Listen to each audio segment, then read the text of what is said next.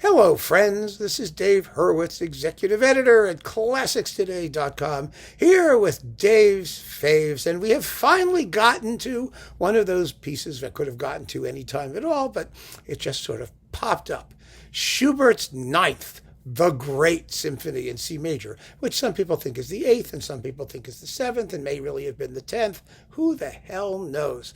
We just call it the ninth. And you're going to know what my favorite ones are because they are my however choices, but I got to point them out. And there are two because I can't decide. I couldn't decide during my repertoire video on Schubert's Ninth, and I can't decide now. They are Szell on Sony and Munch on RCA. These are fascinating performances. In fact, you really do need to own both because you need to hear the difference between them, but they're both so great. Because what they both have, let's start with what they both have. They both have amazing propulsion. There is not a single dead spot in the symphony, which can have really quite a few of them if you're not careful. They just move. They have rhythm. They have panache. They're just glorious performances. But the differences are just as fascinating because Munch is, of course, sort of spontaneous, hot and heavy, passionate, exciting, eager guy. And Szell is all, immaculate control and elegance and fabulous balances and chamber music-like textures. But the funny thing is, they work equally well, and they're not that different in the sense that they get all the essential points. They do everything the piece is supposed to do. But in some respects, the performances are different. And the wonderful way to compare them, I think, is the scherzos. Because Szell is all, waltz-like elegance, and Munch is a really busy Beethoven-like scherzo, frantic thing. I love this performance. I think it's the quickest scherzo out there, or it's certainly one of them, before the period instrument movement came along, and it is played to the hilt. It is. Oh, they both are.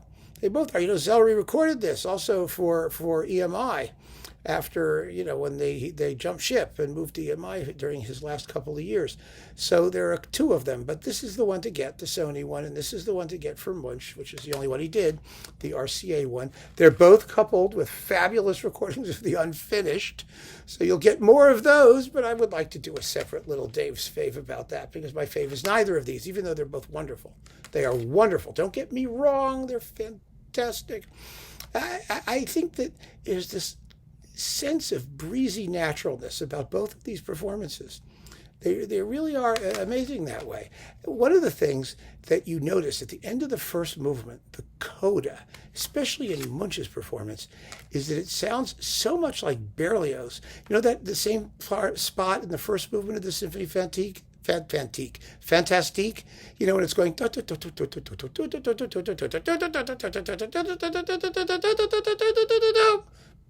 that business.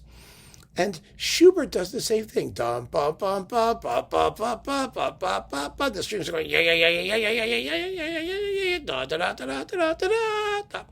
Yeah, they're very similar.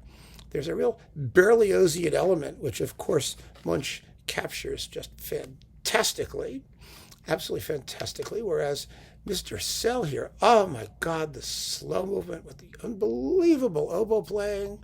It is exquisite, and the finale really rocks. It's so intensely together, but at the same time, really unbuttoned.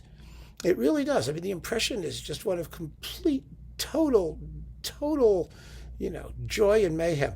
Now, I tell this story, but I just have to tell it again because it was so much fun. When I was in the community orchestra and we were auditioning conductors, there was one who we were looking into. He was this bizarre Austrian guy. He was an older man. His repertoire proposal was to do a concert version of the full Idomeneo, which is just what you want to do on a Sunday afternoon in front of an audience full of old ladies. And, really? Anyway, we auditioned him in Schubert's Ninth, and Schubert's Ninth is hard. It's hard to conduct. It really requires a conductor of definite ability, lots of ability.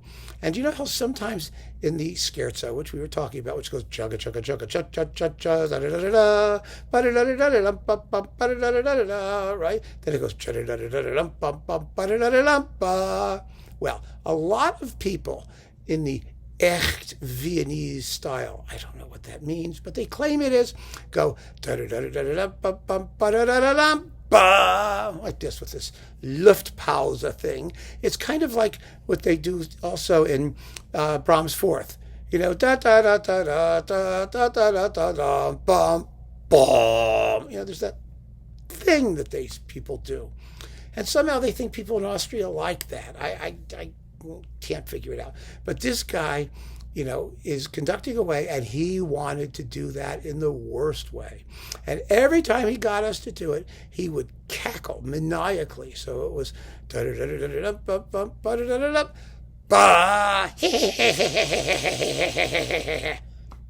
he didn't get the job.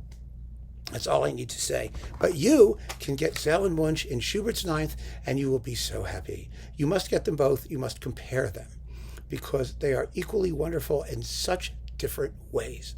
And that is part of the joy of collecting classical music. And if you are starting out, this is a good way to start, because it's a big, long, tough symphony where you can hear real interpretive differences that are equally mesmerizing. It's a wonderful lesson to keep in mind that there are many paths to paradise. And here are two. So keep on listening, friends. Thank you so much for joining me. Take care.